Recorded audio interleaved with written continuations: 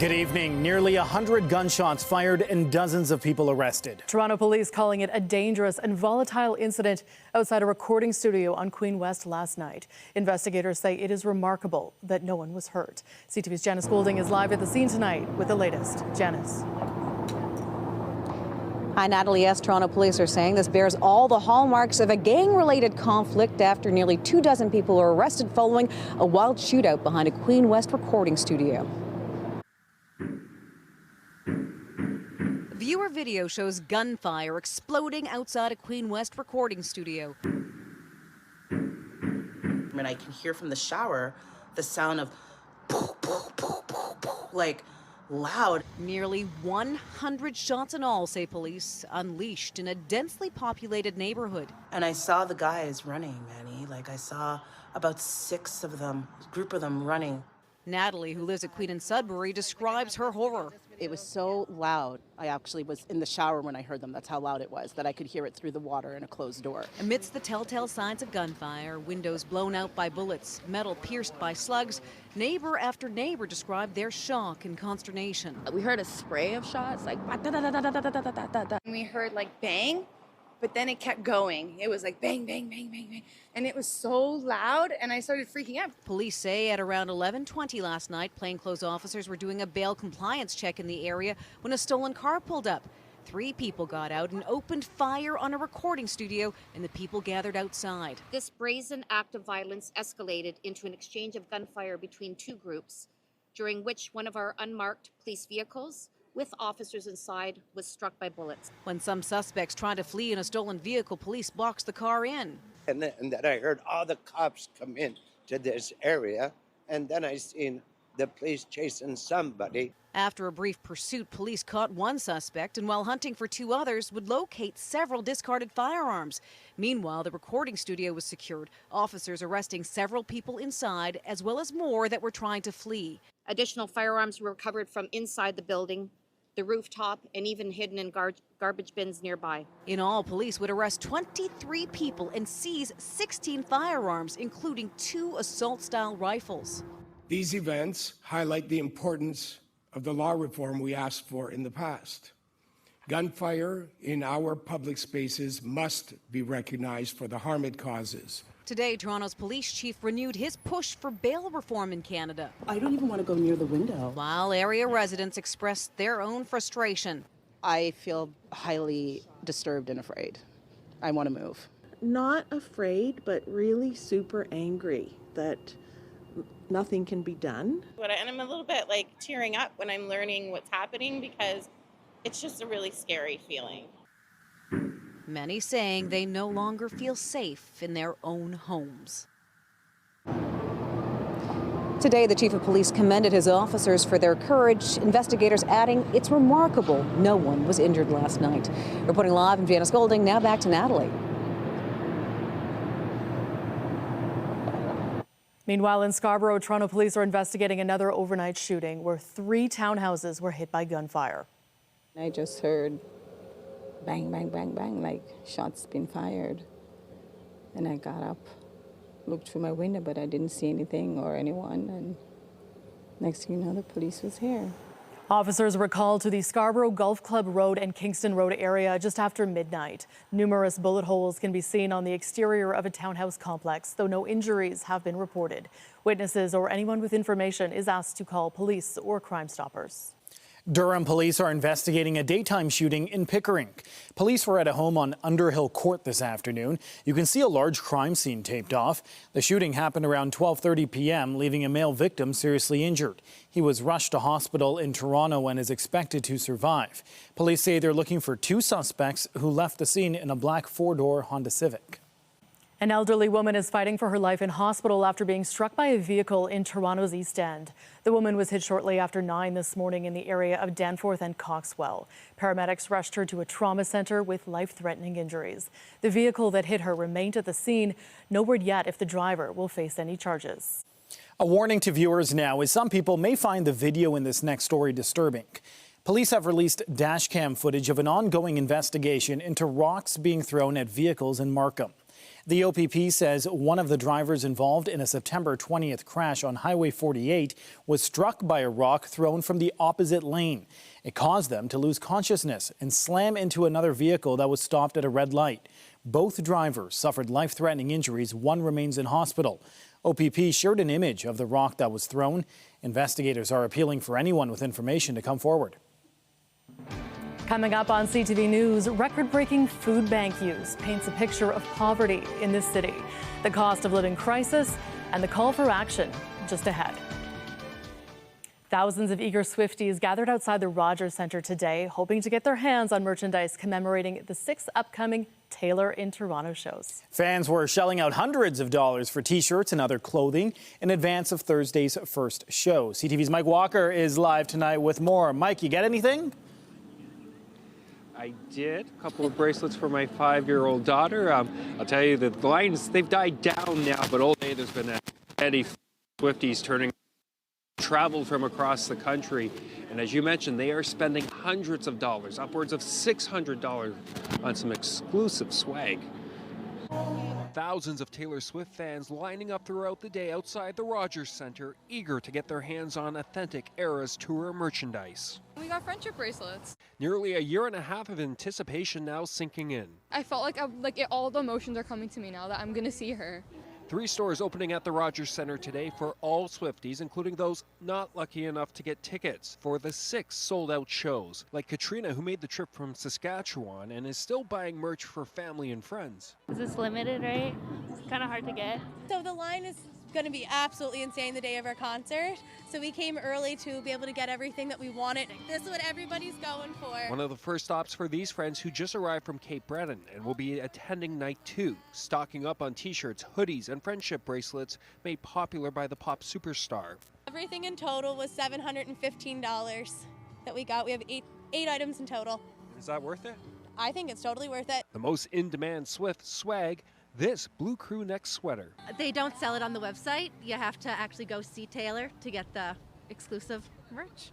So cute. These friends were among the first in line long before the sun rose. Enjoying the Taylor Swift songs, and we're trading friendship bracelets, and it's been a good day. They're part of a fan project raising money for Food Banks Canada following Swift's lead. She has donated to food banks in every city that she has toured in. Following her lead was the best way to honor all of the energy that she puts out. The Eras Tour projected to draw 500,000 visitors to the city. Toronto police warning there will be extensive road closures around the stadium during the concerts. The force discouraging non-ticket holders from gathering outside the Rogers Centre, as there will be no fan zone set up near the venue. As for fans who will be attending, the excitement is building. I've never been to any of her concerts, so I'm just excited to see her in person. The first of 6 concerts is Thursday. Now, these merchandise stores will be open to all fans on non-concert dates right up until next Wednesday. Reporting live, I'm Mike Walker. Raheem, back to you. Thanks for that, Mike. We'll have more news in a moment, but first, let's take a live look outside on this Tuesday night. A few clouds out there and feeling chilly with the sun down as we bring in Jessica Smith with a look at the current conditions. Jess, how are things shaping up right now?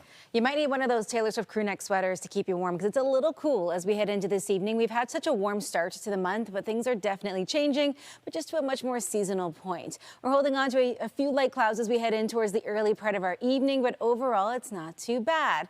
We're kind of in the low single digits now at this point around the freezing mark through Bancroft and Barrie. Hamilton sitting at 3, Niagara at 2, and we are going to be in for a chillier night. Right now, towards the islands, it's a little bit warmer, around 6 through Pearson at 4. Tonight, dropping down to -2, and we have a wind chill. The good news, and I promise there is good news, at least it's a lighter wind. Coming up, I'll have a full look at your long-range forecast. Right now, it's back to Raheem. Thanks for that, Jess.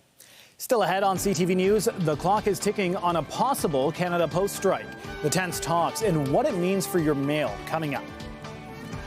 But first, a new report is outlining the dire need for food bank support in this city. Over the past year, there have been nearly 3.5 million visits to food banks in Toronto, almost 1 million more than the previous year. CTV's John Musselman with the details.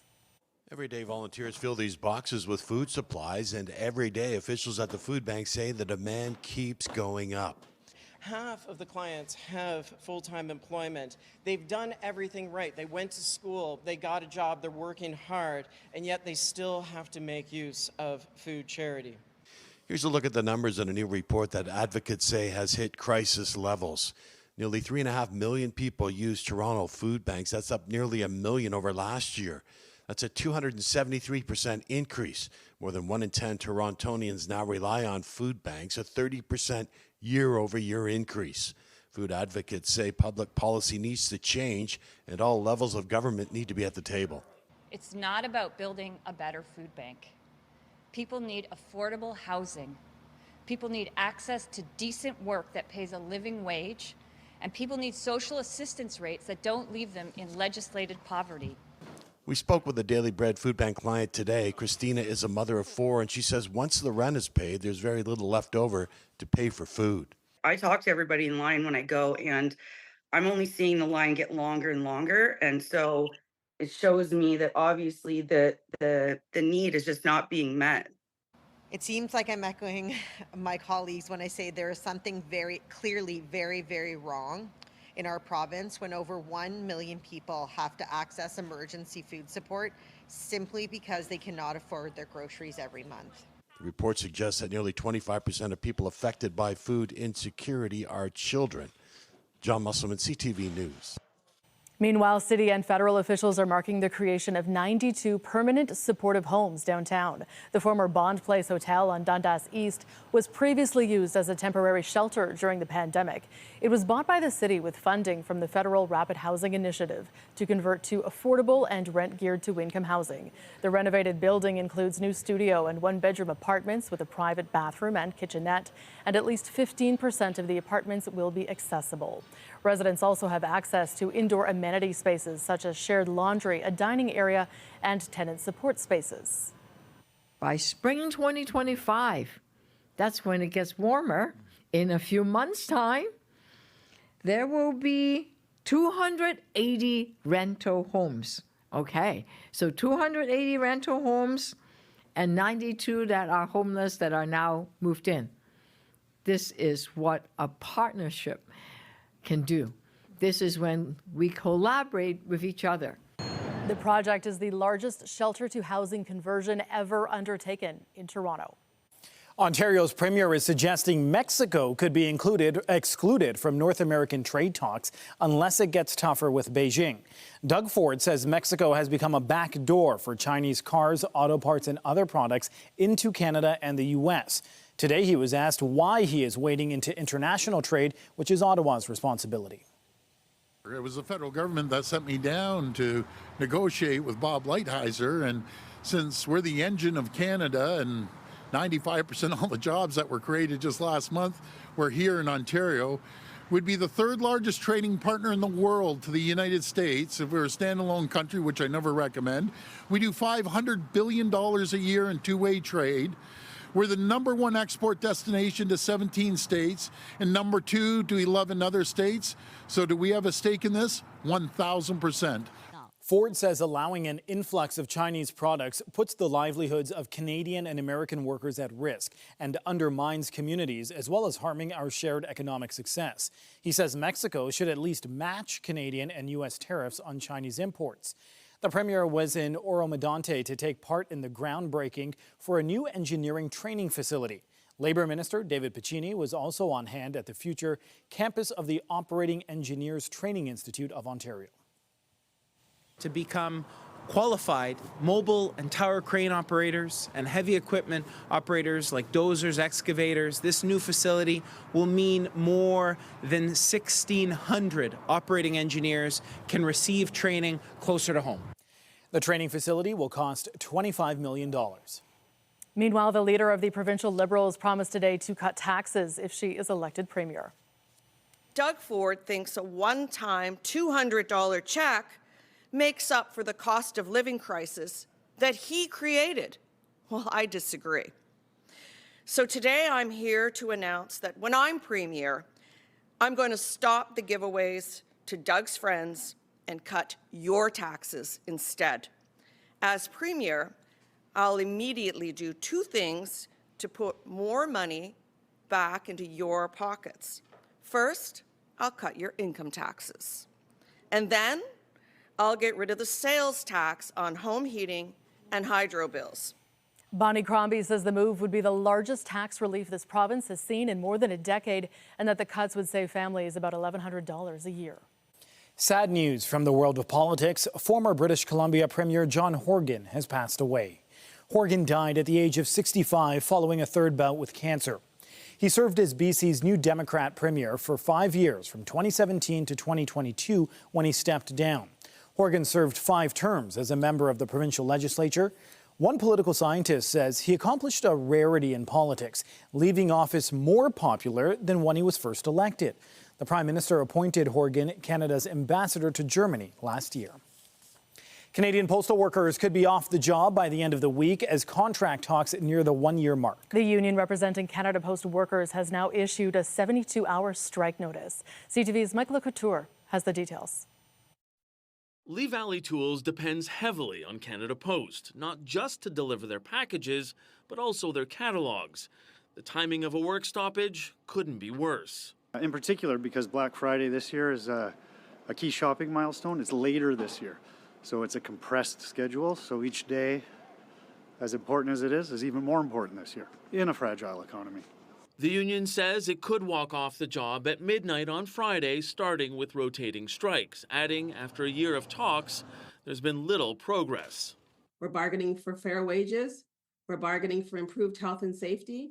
We're bargaining to retire in dignity. We're bargaining for the expansion of the public post office. Management says the union's demands are unrealistic, considering how Canada Post says it's falling behind in the parcel delivery market. In the first half of this year, the corporation reported operational losses of $490 million. Total losses since 2018 are more than $3 billion. John Hamilton says the business needs to be more competitive. 7-day delivery is absolutely critical. Having a flexible delivery model that allows us to provide different services and more affordable services is absolutely critical. The Labour Minister is watching the talks, hoping he doesn't have to intervene. We will make every effort possible to keep them at the table and keep them talking, and we hope to achieve a negotiated settlement there.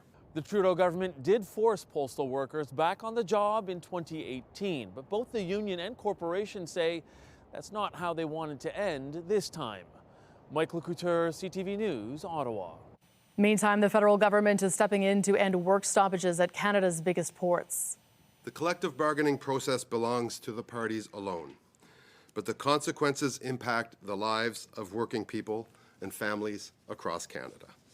As Canada's Minister of Labour, it is my duty and responsibility to secure industrial peace in the national interest of all Canadians and to promote conditions favourable to the settlement of the parties' disputes.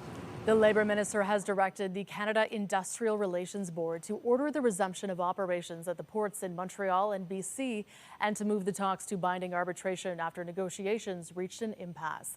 1,200 longshore workers in Montreal were locked out Sunday night after rejecting what employers called a final contract offer. Port workers in British Columbia were locked out last week amid a labor dispute involving more than 700 longshore supervisors.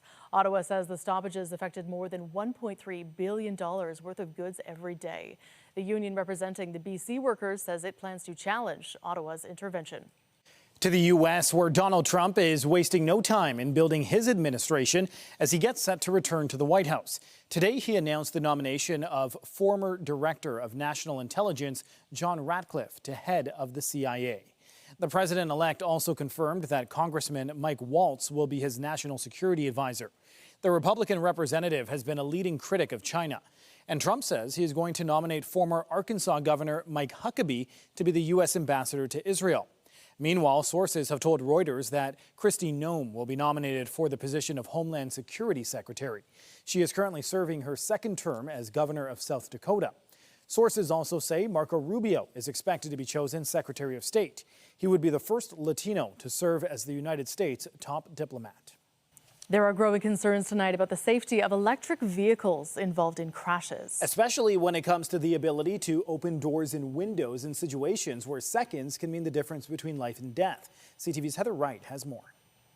Last month, 4 people were killed inside this Tesla, which crashed in downtown Toronto. Police say the vehicle was speeding when it hit a guardrail, then a pillar, and burst into flames. The man who pulled the lone survivor from the vehicle says the woman was trapped inside when the car caught on fire. You couldn't open the car. The car was locked because of lack of battery power. I don't know the ins and outs of a Tesla. She wasn't able to get herself out until we broke that window. The circumstances of the crash are still under investigation. Transport Canada says it is aware of the crash and is providing assistance.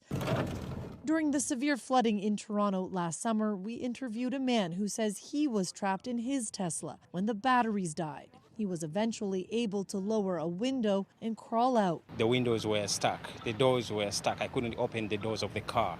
The car shut down completely. It was really scary. It was like a horror movie. EV experts say there is a latch that can be used to open doors when a car has lost power. It's something not everyone knows about and can be difficult during an emergency. That will open the door under any circumstance, whether it's moving, whether it's in an accident, or what have you. It will open the door. In the United States, Tesla is involved in a class action lawsuit involving its doors. And while it did not respond to our request for comment, it has said in the past that its cars are state of the art and made to industry standards. Heather Wright, CTV News. Still ahead on CTV News, you ought to know who has been nominated to the Songwriters Hall of Fame, the Canadian candidate, and it isn't ironic at all. And I'm Pat Foran. Coming up on Consumer Alert, it's that time again. Time to think about changing over to winter tires. A new survey finds the number of drivers using them increases each year, but many are concerned about the added expense. I'll have my reports. That's just ahead. And a fairly seasonal day for the first time in a while. So looking at some hot spots here in southern Ontario, but for the most part, we are trending much closer to where we should be. Coming up, I'll have a full look at your long-range forecast as we get ready to mark the middle of the week. And stay with us. We have another full night of great shows for you right here on CTV.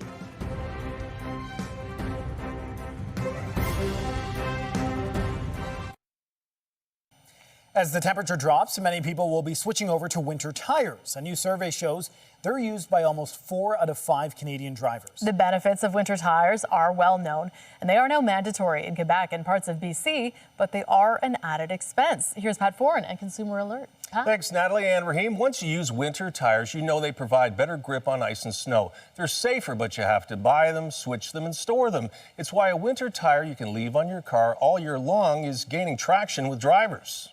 At Green Car Tires in Scarborough, it's starting to get busy as drivers bring in vehicles to switch from all-season to winter tires. But Corey Stokes says organized chaos will begin with the first snowfall. Once they start slip sliding a little bit, see the snow coming down, everybody rushes in to get their tires changed. A survey by the Tire and Rubber Association of Canada finds that winter tire usage has now risen to 78%. More drivers understand the benefits of winter tires, including shorter stopping distances on snow and ice. 80% of those who use winter tires say that winter tires have saved them from potentially hazardous situation, and people do understand that winter tires are the best option. There's been a 10% increase in the number of Canadians using winter tires over the past 8 years, but there are still some drivers who feel they're too expensive, they don't want to change them in the spring and fall, and they have nowhere to store them. Despite the added cost and hassle, tire manufacturers and dealers say the expense is worth it. You need to be able to react to the conditions and the other drivers on the road, and tires are less expensive than vehicle repairs and the safety of your family. One way to save money is to buy all-weather tires. They're a hybrid which combines the attributes of all-season and winter tires into one tire. All-weather tires can be left on your car all year long and still qualify for the winter tire insurance discount. Stokes says they're a growing part of his business. They don't have to switch back and forth. Saves a lot of money in getting an extra set of rims and tires. And a lot of time at the tire shop. Consumer Reports also recently tested all-weather tires and found they're a good option. In our testing, they absolutely work. They are not as superior as a winter tire in no conditions, but they are definitely better than all seasons and just a notch below winter tires. Whatever tires you use, now is also a good time to check their tread depth and air pressure to get ready for another season of winter driving. And if you use winter tires, you should tell your insurance company, as by law, they must offer you a discount, although it's not a lot, only between 2 and 5%, depending on the company. But every little bit helps. On your side, I'm Pat for it. If you have a consumer story idea, email us at alert@ctv.ca. When Pat does that story, it makes me nervous that I'm saying, okay, it's snow on its way, because I haven't booked my appointment yet, but hopefully I still have some time. Traction with drivers. You know, Yes. Love that. I'm just saying, you have some time. Okay. We're still dealing with rain for now, but there are areas in Ontario further north, further east that have seen some wet snow. Areas further north are seeing some snow, but for the most part, we're just dealing with rain for now. But we are tiptoeing into that time of the year where we are looking at the chance of the precipitation going from rain to snow. But for now, we're holding on to just a relatively clear night. It's been a very seasonal day. The Toronto sign lit up there, looking lovely, and it's going to be a relatively chilly night. So if you're getting out to go partake and look at the Toronto sign, you're getting out for your steps this evening, it is going to be a little bit cooler out there. For now, we're still on the positive side, but only barely. We're sitting at about 4 degrees now here in the city. We're at 4 through Windsor, 2 in Ottawa. Anywhere north of Muskoka, you're holding on to some negative temps in some parts of northern Ontario, and it's a little fresh. It was a breezy day. We've seen the wind start to dissipate just a little bit, but tonight we'll be at -2. It'll feel like -6 with a wind chill, although it is not wicked just yet.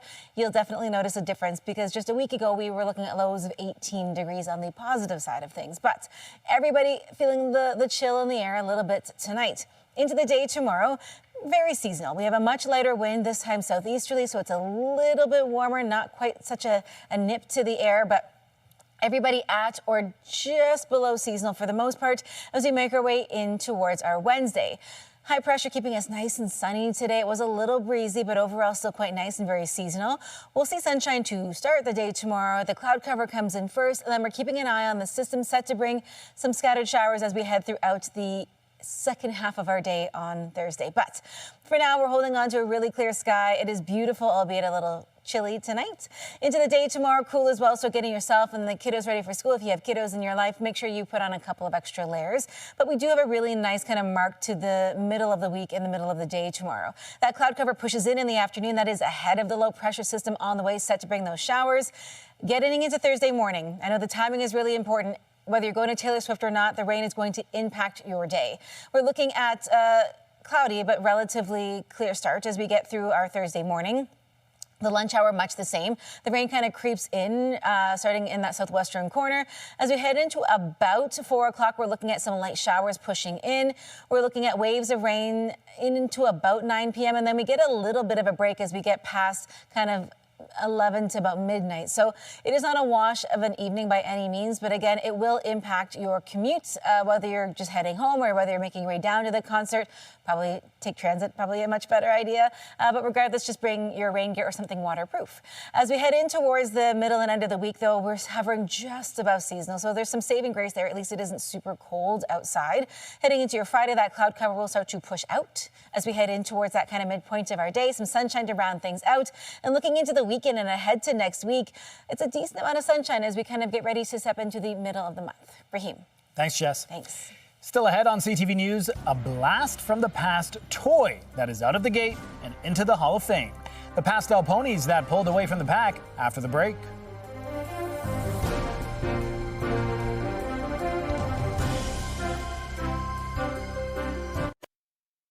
A new set of guidelines to help those with opioid use disorder aims to combat the rising number of deaths and addictions. We get the details from our health reporter, Pauline Chan. Spent 6 figures on pills. I lost everything that meant anything to me to it. Chris Cull became addicted to opiates after his father became ill and took his own life. It just broke me as a person, and then I was using opioids to kind of cope because it was the only thing that emotionally kind of leveled me out. He spent 5 years on methadone treatment, and a decade ago there weren't many choices for treatment. Daily pills were later developed, buprenorphine mixed with naloxone. But Cull says the need for daily appointments can be challenging. Then around 2018, Dr. Peter Selby says increased efforts to get treatment to those with opiate use disorder led to the development of new treatments. One of the newest treatments is an injection that lasts 28 days. Sublocade is given as an injection each month. You can start focusing on things like getting a job and maintaining your relationships. But despite the new treatments, Dr. Selby says increased availability of fentanyl on the streets is causing opiate addiction to soar. We've seen this 184% increase in opioid-related deaths over the last 7 years, like from, about 2,800 in 2016 to about 8,000 in 2023. And he says these treatments alone are not the whole solution. We need to do better in housing, education, meaning, work, all of those things. Cull, who is now on the Constituency Council of CAMH and recently addressed the United Nations, says the overall message is one of hope. At the end of the day, it's just you can come back from the most insurmountable circumstances and turn life into something beautiful. Pauline Chan, CTV News. It is an annual celebration of music in this country, but organizers of Canadian Music Week say they're expanding their scope going forward. Music, art, comedy, and technology will all be a part of the programming at future festivals. CTV's Andrea Case has more. Canadian Music Week brings the world together. For more than 4 decades, Canadian Music Week has invited those in the industry across the country and around the world to Toronto. Today, a new name and a new direction were announced. Today, we're excited to unveil a new brand, a new reimagined vision. Canadian Music Week is now called Departure. At Hotel X, the new home of the annual event, its new owners, Loft Entertainment Group and Oakview Group, spoke about the changes. Everything is evolving, and we need a digital strategy. We need to bring tech into music. We need to modernize the business. So Departure, which is our new name, is Canadian Music Week 2.0. After 42 years, the foundation's built, and off we go. I think the biggest part is that, you had a brand that had existed for 42 years and had built on some great legacy, but we kind of felt like we wanted to take it to a different stage, and we wanted to be inclusive of different hearts and reimagine the idea of what festival means today. Comedy is one of the new streams of the week's events, and who better to join the announcement than comedian Russell Peters. Why is the comedy scene so important to the arts in Canada? Because Canada inherently, according to some of the people in the governmental arts industry, don't consider stand-up comedy as an art. And I'm like, is that because we tell the truth and the industry's afraid of it? Everywhere is afraid of the truth? Musicologist Alan Cross says the changes are welcomed. I love the name Departure, and I love the idea that it's spreading out just from the couple of streams that we've been enjoying and learning from for the past couple of years. Media has changed, music has changed, the industry has changed, and it's nice to see something grander. Organizers say with Departure, they're going to take some big swings. In addition to music, there'll be art, comedy, tech, and culinary arts. Departure takes place right here at Hotel X from May 6th to the 11th, 2025. Andrea Case, CTV News. Canada is well represented following the release today of nominees for the Songwriters Hall of Fame. I got my first real 6-string, bought at the 5 and dime. Bryan Adams is among those on the ballot for the class of 2025. He is responsible for radio staples such as that one right there, Summer of '69, Run to You, and Have You Ever Really Loved a Woman? Adams is joined by fellow Canadian Alanis Morissette, whose influential Jagged Little Pill album has won Grammys, Tonys, Junos, and MTV Awards. A songwriter with a catalog of notable songs qualifies for induction 20 years after their first significant commercial release of a song. Voting members have until December 22nd to turn in their ballots. To another Hall of Fame now, and a toy first released about 4 decades ago that has finally made it into the winner's circle. After years of being nominated, My Little Pony is being enshrined in the National Toy Hall of Fame. The collectible outsold Barbie for several years and is being recognized for encouraging fantasy and storytelling. 2 other 80s-era toys were also inducted today, Transformers action figures and the card game Phase 10. Anyone can nominate a toy, and fans cast votes for the 12 finalists. The Toy Hall of Fame is located in Rochester, New York. And here in Toronto, it is beginning to look a lot like Christmas in Nathan Phillips Square. A massive white spruce tree from Bancroft, Ontario has arrived. It will be decorated with thousands of lights and more than 500 ornaments in time for the tree lighting ceremony on the opening night of the city's Cavalcade of Lights on November 30th. After the holidays, the tree will be recycled into mulch to be used in gardens across the city. Just ahead tonight, the suspended coach of Canada's women's soccer team will not be returning after a report says she was directly involved in filming opponents' practice sessions. More from that report still to come.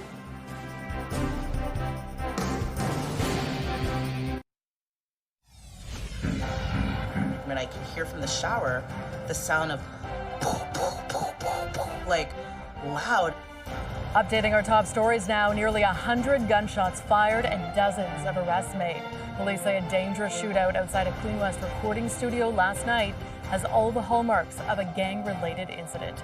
23 people are facing charges. Police say it is remarkable that no one was hurt. They've done everything right. They went to school, they got a job, they're working hard, and yet they still have to make use of food charity. A new report shows just how many people in the city are relying on the services of food banks in Toronto. Almost 3.5 million people used local food banks last year. That's up more than 1 million people over the previous year and a 273% increase from before the pandemic. The report says more than 1 in 10 Torontonians now relies on food banks, and nearly 25% of people affected by food insecurity are children. The line is going to be absolutely insane the day of our concert, so we came early to be able to get everything that we wanted. Thousands of people lined up outside the Rogers Centre for their first chance to get their hands on Taylor Swift merchandise ahead of her Toronto shows. On top of all the money spent on tickets, many fans were shelling out hundreds more today. The first Taylor Swift show is on Thursday. The merchandise will be sold until next Wednesday. Remember to keep up to date day and night at ctvnewstoronto.ca and by downloading the CTV News app. Also, if you have a news tip, photos, or video of breaking news, let us know. Oil remains stuck today below $70 US, and the boss of ExxonMobil says there is just too much supply. Andrew Bell of BNN Bloomberg brings us the latest in business. Hello there. Oil traders are pessimistic, with crude changing hands near $68 US a barrel, down 5% this year amid worries over excess global production. OPEC has cut its demand growth forecast for a 4th consecutive month, and the US dollar has been climbing, making commodities priced in that currency less attractive. ExxonMobil CEO Darren Woods says demand is at a record, but, quote, there's just a lot of supply.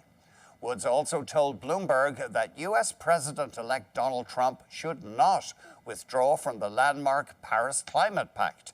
He argues it would mean forfeiting a chance to push for, quote, common sense carbon-cutting policies. A surge in online retail giant Shopify lifted Canadian stocks to a record. The benchmark composite index hit a new closing high above 24,900. It was powered by a 21% jump in Shopify shares after the provider of services to online merchants around the world posted sales that beat estimates. Shopify has been attracting larger users, such as Toys R Us and Victoria's Secret, as customers, and that's after years of mostly targeting mom-and-pop businesses. And finally, how big is Elon Musk's influence over Trump? Bloomberg says the Tesla CEO has been joining the president-elect's calls with world leaders. Serbia's president says Musk was president during his call with Trump on Sunday. And Musk also sat in on a conversation with Ukraine's President Zelensky. It is unusual for an incoming U.S. administration to be giving a private citizen access to calls with world leaders. And on the Serbian call, lines were further blurred by the presence of Chris Ruddy, CEO of the Newsmax network, a Trump-supporting cable news channel. On the markets, the Canadian dollar changed hands at 71.73 US cents, down about 0.1 cent. West Texas Intermediate oil was at $67.97, up 5 cents. Western Canadian Select oil, by our latest fix, $58.32, down $1.66. And the TSX Composite ended at its new closing high of 24,923.01, up just under 134 points. That's the latest in business. I'm Andrew Bell of BNN Bloomberg. The Business Report is brought to you by Canadian Western Bank, the bank built for business. Genetic testing firm 23andMe is cutting about 40% of its workforce. That's about 200 employees. The company is also discontinuing further development of all its therapies as part of what it calls a restructuring program. 23andMe says it is evaluating alternatives that include licensing agreements and asset sales for its therapies in development. The firm expects annualized cost savings of more than $35 million following its decision. The head coach of Canada's women's soccer team will not be back following an independent investigation into the Olympic drone spying scandal. A report summary released today says Bev Priestman and assistant coach Jasmine Mander directed, approved, and condoned the illegal filming of New Zealand's team practices at last summer's Olympics. Neither will be returning to the team following their FIFA suspensions, and the search for a new head coach will begin soon. Another assistant coach, Joy Lombardi, has resigned. Investigators say it is clear that covert surveillance of opponents predated the games in Paris. Canada Soccer insists it was a symptom of a past pattern of a culture and insufficient oversight within the national teams. The Toronto Raptors will finish off a 5-game road trip tonight when they take on the Bucks in Milwaukee. James, the triple-double, 115 in his career. The Raptors are coming off a 123-103 loss to the Lakers in Los Angeles. This evening, they will look to snap off a 4-game winless streak. The game kicks off the NBA in-season tournament for both teams. Toronto will be without Emmanuel Quickley. The starting point guard has a partial ligament tear in his left elbow after being hurt in Monday's game. For Marner. That goes off a stick. Tavares spins and shoots, scores! The Maple Leafs are also in action tonight. They host Ottawa at Scotiabank Arena. Austin Matthews is still on the shelf with an upper body injury, and Max Pacioretty is week to week with a lower body injury. Anthony Stolarz gets the start in the Leafs' first game against the Sens this season. Toronto is in Washington tomorrow night. Still ahead on CTV News, serving up slices for 60 years. A Danforth pizza parlor celebrates a major milestone with the patrons who have been there since the start. That story straight ahead. Tonight, another blow to Canada's relations with India. There are voices in India that would say, we have no choice. Canada has ignored our requests. This is a dangerous individual. One of India's most wanted arrested in a violent shooting in Ontario. Later on CTV National News. Get Toronto's top stories, breaking news alerts, and watch live. Download the CTV News app. Well, it is believed to be the oldest pizzeria in Toronto that serves only pizza, an institution on the Danforth that has been dishing out slices for 60 years. Over the years, the ownership has changed, but the recipes have stayed the same. And today, customers came out to celebrate, including the man who bought the very first pizza 6 decades ago. CTV's Beth McDonnell reports.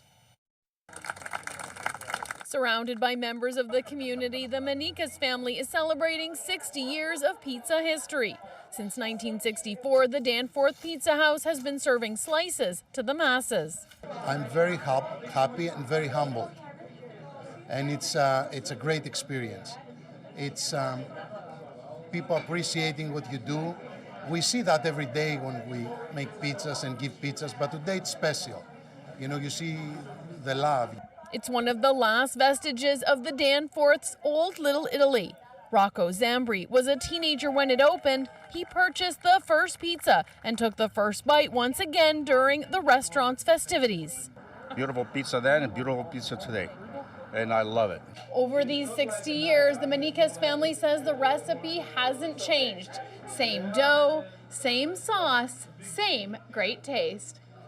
What has changed is who is making the pizzas. The original owner, Angelo Doria, passed away, but 10 years ago, the Manikas family, area regulars themselves, took over the business and now run it with the help of their 2 sons. We've had customers who came here as couples and got married, and now they have kids and they bring their kids in. And because the place has been here for 60 years, you get whole generations, right? Customers coming in with their great grandkids. So that's very nice. It's very rewarding. This pizza party was organized by area city councilor Paula Fletcher. This is the oldest pizza house in the city now, 60 years old, where you come in and you get pizza and you leave. So basically the takeout pizza. And they certainly deserve a lot of love. A party that saw Danforth Pizza House get inducted into Toronto's Pizza Hall of Fame. It feels good. It was quite the challenge at the beginning because the bar was set so high. So I had to make sure that we reached that level. A level of pizza making the Manikas family and the community are proud to celebrate. Beth McDonnell, CTV News. Okay, let's go wrap this up so we can all go grab a We're all slice. very hungry. I'm just like, yeah, I could do some pizza. It's a nice night for pizza because it's a little cooler there. You want something kind of warm, you know. It's going to be a chillier night. So as we kind of make our way through the next couple of days, consider that we are going into a much more seasonal trend. So layers are going to be necessary through the morning and into the early part of our evenings. Now, we're holding on to just a few light clouds as we wrap up our day today. It has been a cooler one, but I feel like it's just cool because it's been so warm outside. You know, that comparison is making it feel so much chillier than it really is. We're sitting right now at about 4 degrees here in the city, 4 through Windsor as well, and the winds are starting to moderate just a little bit as we kind of head into the end of the day. We mark the middle of the week with sunshine and above seasonal low. As we head into Thursday, we start with clouds, and then we're keeping a close eye on the chance of a few showers as we head into the late afternoon, early evening. But nothing will rain on that Swifty parade, I promise you that. Heading into Friday, things start to clear up, and we really do have a beautiful and very seasonal weekend ahead of us. Okay, well, that is for us. Be sure to join Omar Sachedina tonight at 11 for CTV National News, followed by Zoraida Almond with our next local newscast at 11:30. In the meantime, our coverage continues anytime on CP24 and online at ctvnewstoronto.ca. For Jessica Smith and all of us here at CTV News, thank you for watching and have a good night.